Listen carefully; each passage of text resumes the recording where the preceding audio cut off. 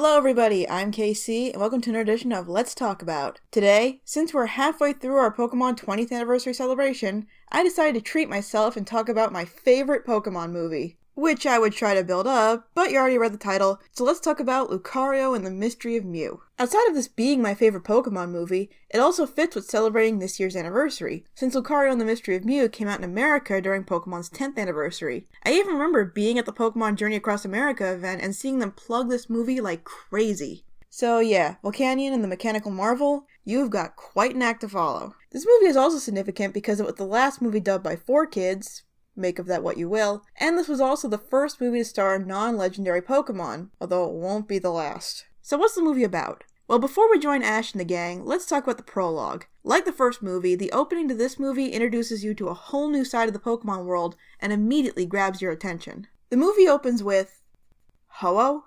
Oh my gosh, it's finally happening. Ho-Oh is finally going to have a featured role in the anime. This is what we've been waiting for, people. Let's see what Ho-Oh's up to. Oh. It was just Mew disguised as Ho-Oh.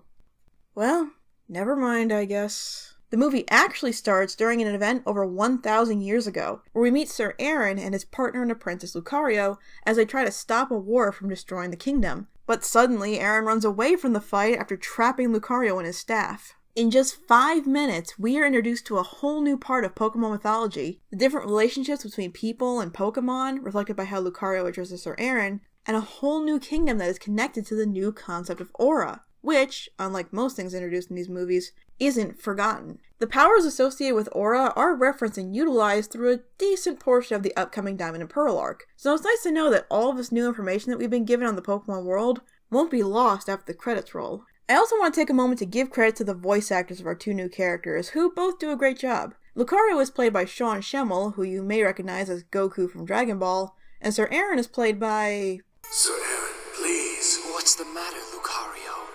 Sonic the Hedgehog? I will not flee the palace when the armies attack. My fate will be the same as the rest of my kingdom. Give me a break!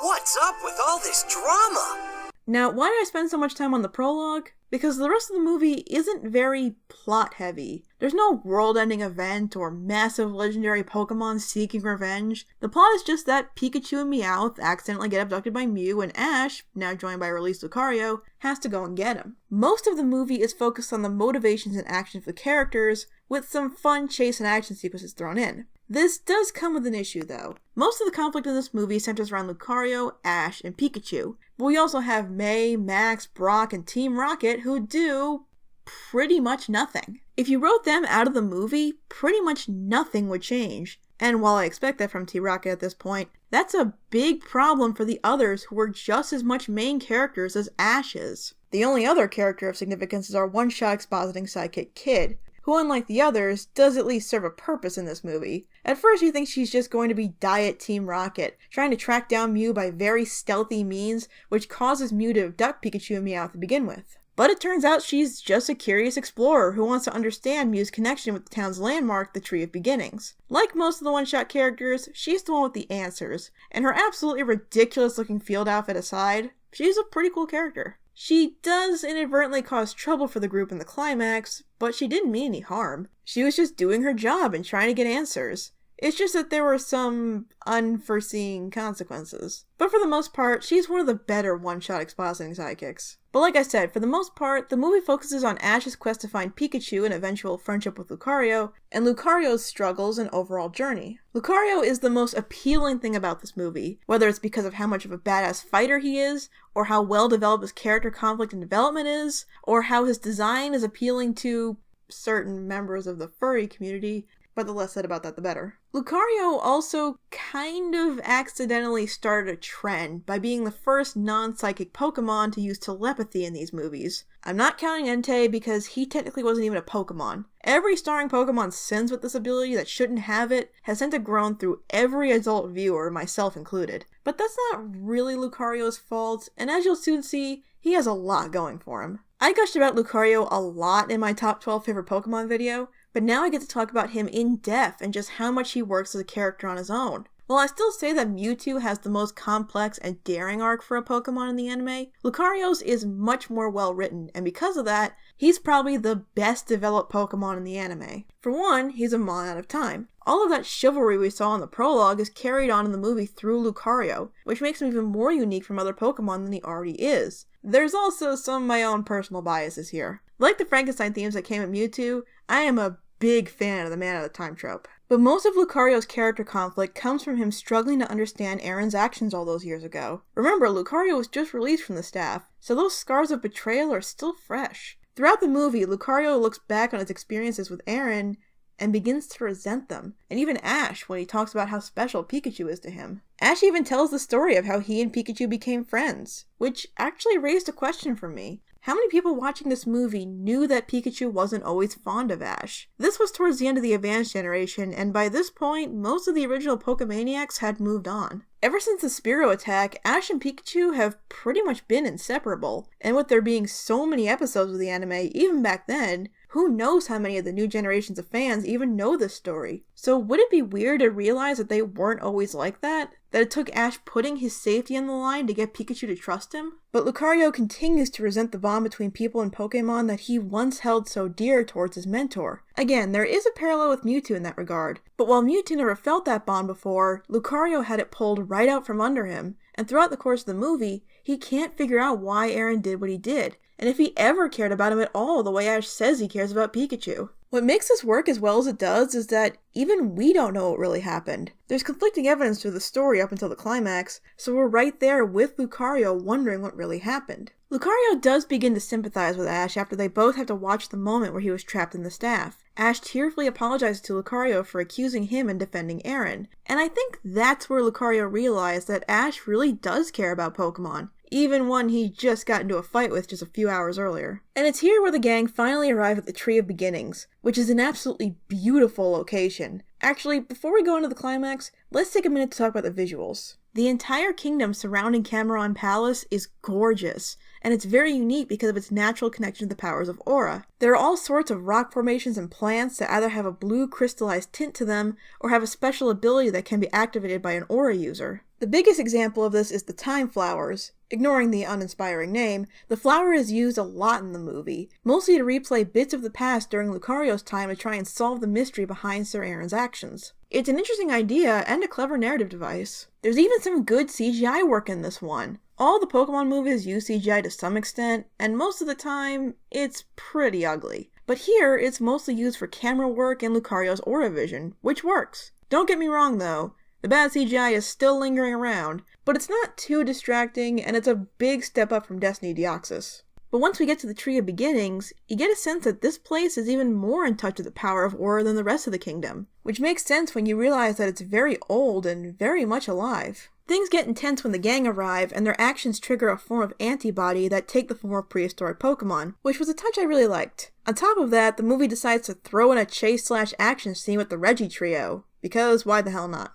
I personally think that the antibodies were enough to build up suspense after Pikachu was rescued, but hey, who am I to argue about them putting a Pokemon battle in a Pokemon movie? Now that we've gotten close to the climax, I think I need to take a minute to talk about something I've barely touched on in this review, but something that is important. Let's talk about Mew. I never really gave Mew much thought in this movie, but when I saw Ilnej review the movie, he brought up that Mew is incredibly selfish here, and he's right. At the beginning, Mew is very selfish. Putting aside the fact that it was only at the castle to take toys away, there is the whole abducting Pikachu and Meowth thing. Now, you could argue that Mew was just trying to get them away from the danger at the time, and that certainly could have been the case, but if Mew could transform into a bird Pokemon large enough to transport them to the Tree of Beginnings in the first place, why couldn't it take them back to the castle the next day? I'll tell you why, because Mew just wanted someone to play with, so it keeps them there to play around with without a way to get back where it found them.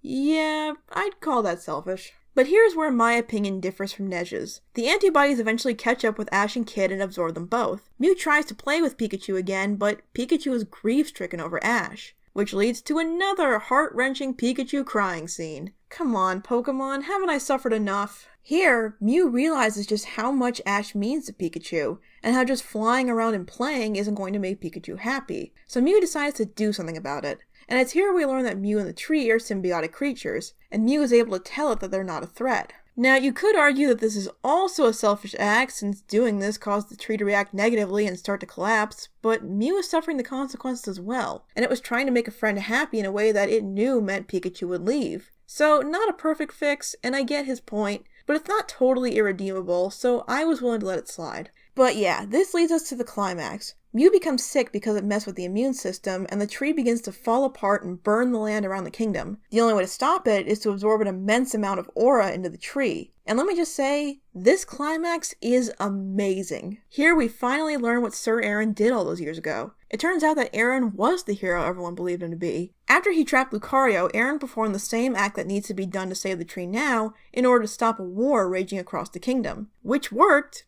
somehow, but at the cost of Aaron's life. Chaos control!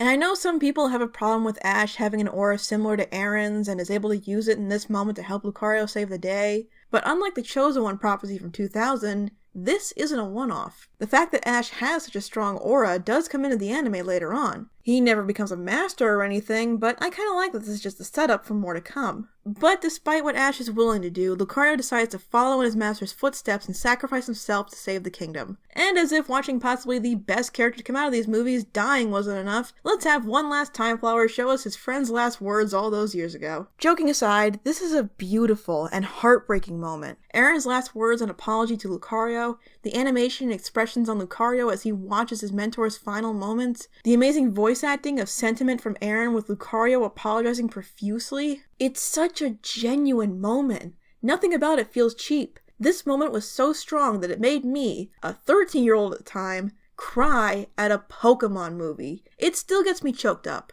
The first movie doesn't even do that anymore. I know Latios from Pokemon Heroes is the death of a Pokemon most people remember, but Lucario always stuck out to me much more. He was much more personified than Latios. We spent the entire movie watching him try to find answers, and once he gets them, he performs the same heroic act that his friend did, and at the same cost. But he's assured that Aaron would have been proud of him with a tearful farewell from his new friends. Thankfully, there are some smiles in the credits to make up for a pretty sad ending.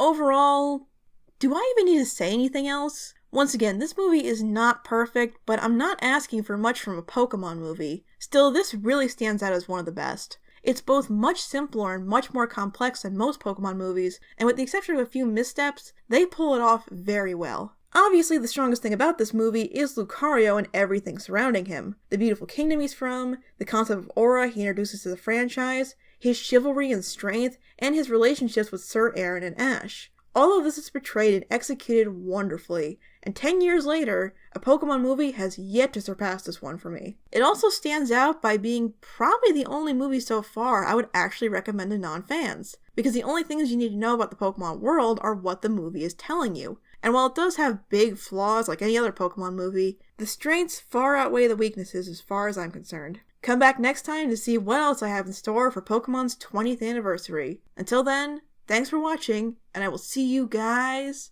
next time.